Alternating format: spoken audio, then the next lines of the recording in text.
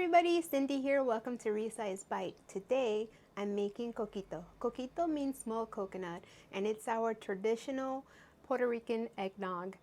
I love this during the holiday time and I'm going to show you how to make it low carb. Feliz Navidad. Today I am making my favorite holiday drink, coquito, and it starts with a tea. And what we're gonna do is we're gonna put some Star Anise, some cinnamon sticks, allspice, and cloves into water to make a brew for this Puerto Rican coquito, which is similar to the eggnog. So you're gonna make a tea, high flame, and what you want is 2 cups of water. And you're gonna reduce that for about 15 minutes. It's gonna reduce to 1 cup. And in order to speed up time, I have made a tea prior to filming, and this is the beautiful amber color you're looking for, and 1 cup. So we're gonna set that aside. That is cooled. Now for our next step, we're going to take 2 egg yolks and we are gonna create a condensed milk. Of course, for low carb and keto people, we are not allowed to have the condensed milk that normal people use because it has too many carbs, too much sugar. We don't want that. So what you're gonna do is you're gonna put your 2 egg yolks into a 1/4 cup of erythritol. You can use whatever sweetener you like.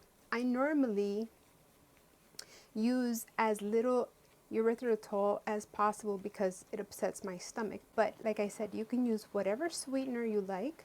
So what you do is you can take the granules and you can incorporate them into the egg yolk.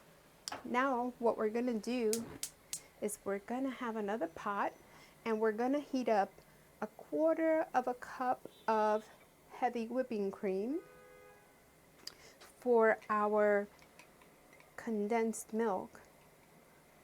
And what we want is a medium flame because we want to warm it. We don't want to scald it.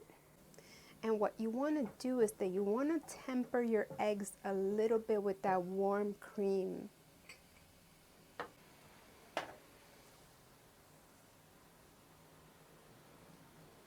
So just go ahead, see that the cream has warmed up a bit, because if you just take your eggs and you put them in that cream, they're going to scramble and you don't want that.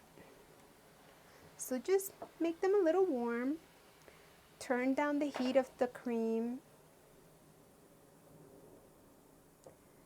Pour some into your eggs and whisk and stir. And keep pouring the cream into your eggs and stirring.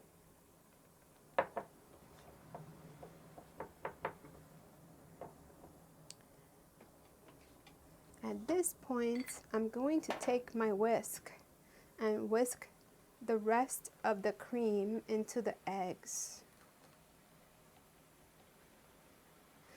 And now I'm going to pour the cream back into the pot. And make sure you stir it, because what you want is something like a pudding consistency almost, right? But it's not going to get there by itself. You have to put a binding agent in it. And what I like to use is Arrowroot. I normally would have used xanthan gum.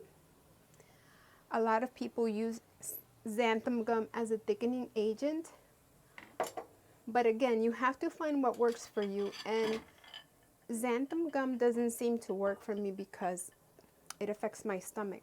So I have here a 1/4 teaspoon of arrowroot, and I'm just going to put 1/2 teaspoon for now, and I'm going to incorporate it into my mixture here. And you want to whisk and make sure that you get no clumps whatsoever. Make sure you whisk, low heat, medium to low heat. And you're gonna add your thickening agent in little batches because you don't want clumps. So the reason that we normally add condensed milk into the coquito is because we want a thick and rich drink. And the condensed milk gives us that thick, rich mouthfeel, especially after it sits in the fridge for a while. So I'm gonna add the rest of my arrowroot.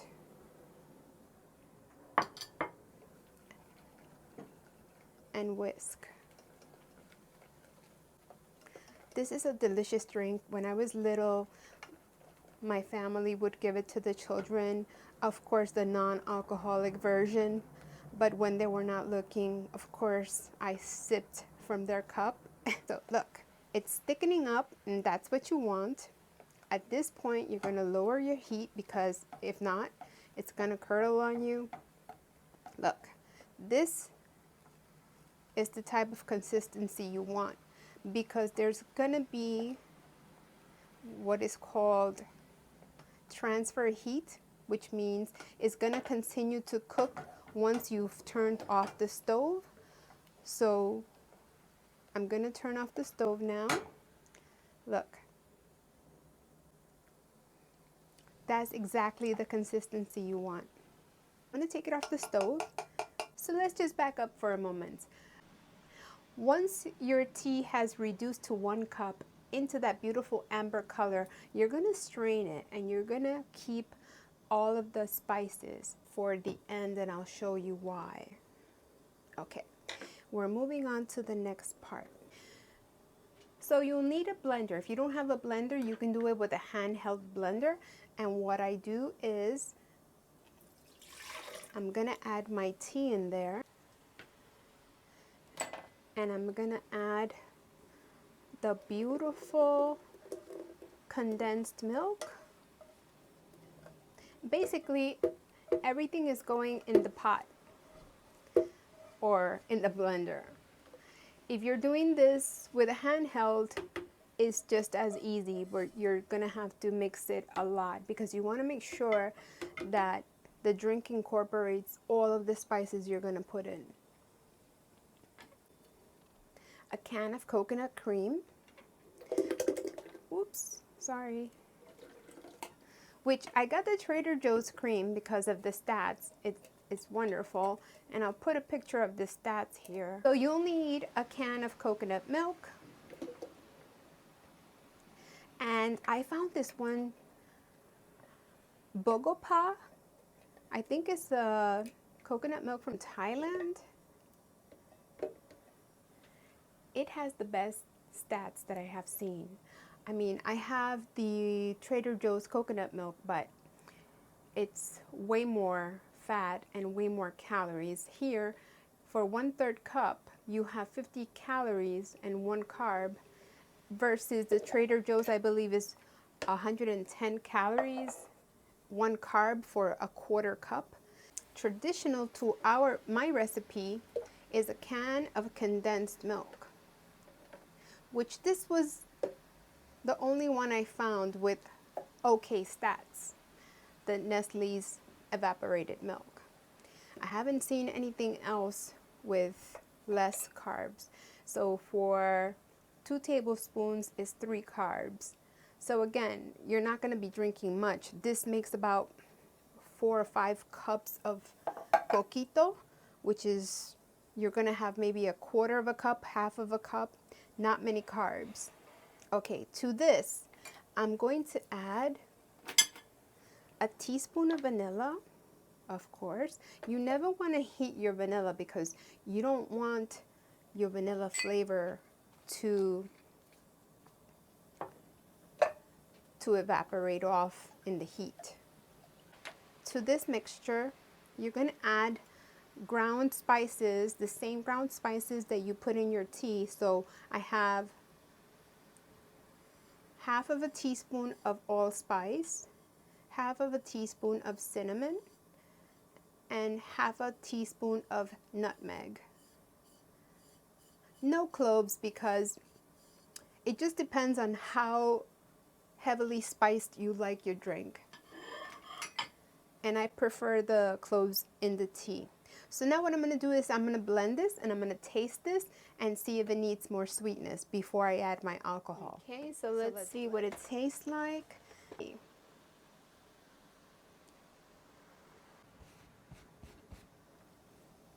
Okay, it needs sweetness.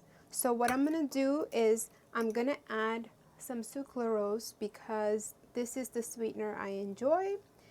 I'm going to add about an eighth of a teaspoon because sucralose is 600 times as sweet as sugar. So let's blend it again. Okay, we're going to taste again before we add the alcohol. Make sure it's the right sweetness. And you don't want it too sweet because you don't want it to compete with the liquor. You know, sometimes if it's too sweet, it's not a cocktail, it's an ice cream. And that is the perfect sweetness. I'm going to add the rum. Bacardi is made in Puerto Rico. It's a fantastic rum for this type of drink. However, traditionally it's made with another Puerto Rican rum called Don Q. I don't like Don Q that much. If you like, you can put whiskey in this and it'll be somewhat like an eggnog or a brandy if you wish. I prefer Bacardi, the brown one, not the white one. And it complements the coconut perfectly. Add a cup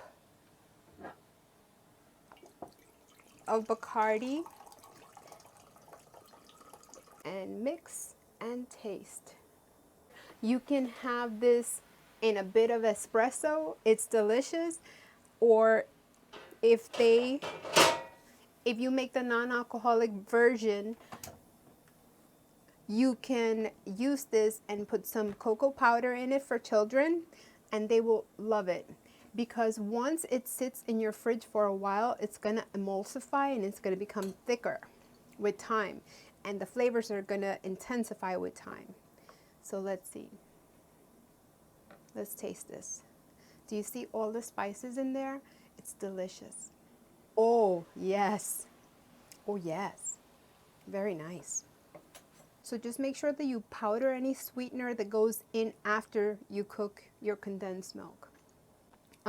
So I like to give this to neighbors for the holidays. And what I like to do is I buy these little bottles at the dollar store and fill them.